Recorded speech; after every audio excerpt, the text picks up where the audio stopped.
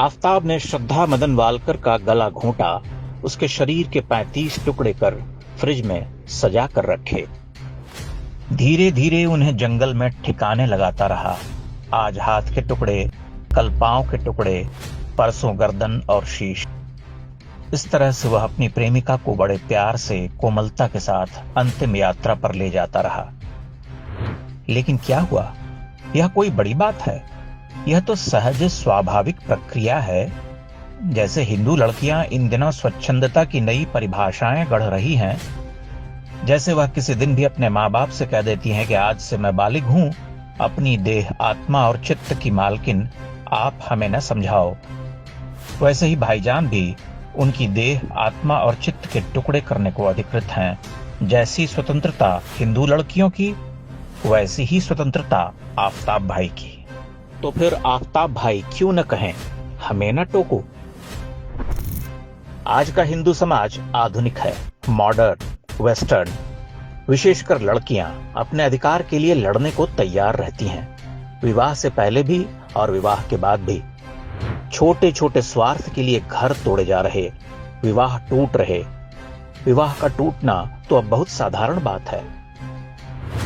लड़कियों के माता पिता भी अपनी परियों के लिए सजग हो उठे हैं। बेटी को ससुराल में कोई कष्ट न हो, किसी की कोई बात सुनना न पड़े, वह अलग रहे, संतानोत्पत्ति उसकी इच्छा से हो, न भी हो तो चलेगा, बच्चे तो बंधन है, करियर में बाधा बनते हैं। बूढ़े सास ससुर तो स्वीकार्य ही नहीं है। अपनी इच्छा पूर्ति सर्वोपरि है। उसी इच्छा पूर्ति के लिए बाप से कहा कि मेरे रास्ते से हट जाओ पापा। पापा क्या करते? हट गए। श्रद्धा 3 वर्ष तक आफताब के साथ रही। फिर उसने विवाह के लिए दबाव बनाना शुरू किया। आफताब बुझ गया, अमावस्या छा गई। श्रद्धा का काम तमाम हो गया। आगे की कथा आप जानते ही हैं। ऐसी कितनी ही श्रद्धाओं को चिता भी नहीं मिल सकी। वे नदियों में फेंकी गईं, काट कर जंगलों में डाली गईं, सूटकेस में सड़ाई गईं, उन्हें उनका प्यार मिल गया। आफताब भाई मानवतावादी हैं। सभी आफताब मानवतावादी ही होते हैं। मीर की गजल सुनते हैं, कव्वालियां सुनकर झूमते हैं, चादर चढ़ाते हैं। श्रद्धाएं उनके मानवतावाद पर मर मिटती हैं। उनका बचपन, जवानी की देहरी पर पांव रखने तक का जीवन धुल जाता है। माता पिता, भाई बहन की स्मृतियां नष्ट हो जाती हैं। केवल आफताब और अब्दुल रह जाते हैं। कुछ वर्ष के बाद आफताब भाई श्रद्धा को वहीं पहुंचा देते हैं जिसे हम जन्नत कहते हैं। ये जघन्य निर्मम हत्याएं भारतीय समाज में आम हैं। आए दिन ऐसी घटनाएं सुनने पढ़ने को मिलती हैं।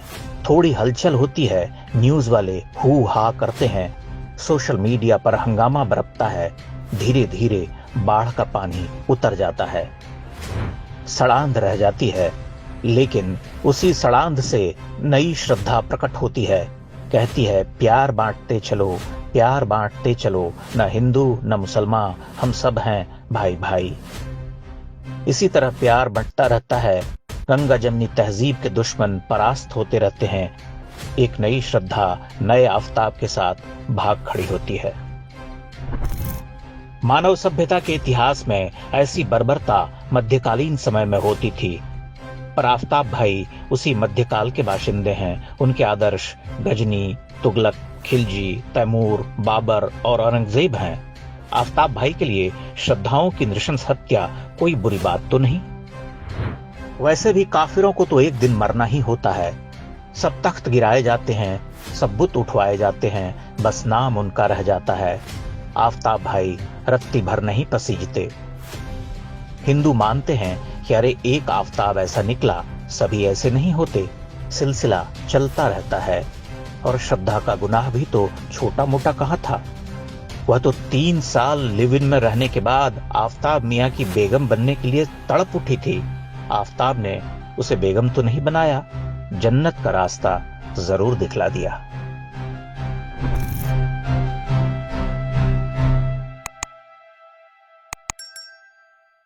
इंडेक्स ऑनलाइन के वीडियो समाज को समर्पित हैं। आप इनको डाउनलोड करके जैसे चाहे वैसे प्रयोग कर सकते हैं। चाहे तो आप हमारे टेलीग्राम चैनल से जुड़ सकते हैं।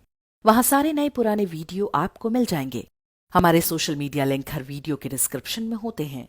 हमारा एकमात्र उद्देश्य हिंदू समाज को जागृत और एकजुट करना है। इसमें सहभागी बने। धन्यवाद।